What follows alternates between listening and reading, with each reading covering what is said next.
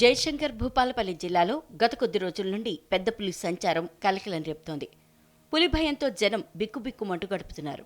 ఇప్పుడు పొలాల్లో వింత జంతువు సంచరిస్తూ అక్కడి ప్రజలకు వెన్నులో వణుకు పుట్టిస్తోంది.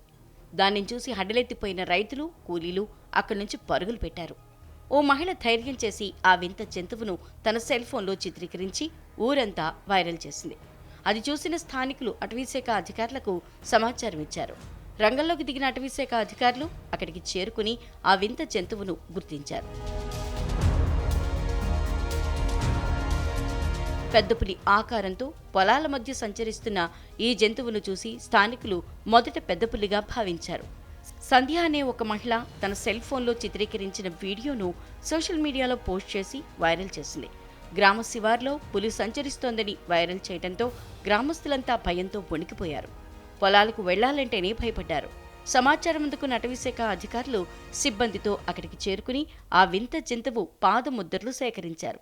వాటిని పరిశీలించిన అటవీ సిబ్బంది అవి పులి పాదముద్రలు కావని అడవి పిల్లి పాదముద్రలుగా గుర్తించారు. దానిని స్థానికులు జంగా పిల్లి అని కూడా పిలుస్తారు. ఈ అడవి పిల్లి పులిని పోలి ఉండటంతో అంతా పెద్ద పులిగా భావించి భయపడ్డారు. చివరికది అడవి పిల్లి అని తెలిసి అంతా ఊపిరి పీల్చుకున్నారు.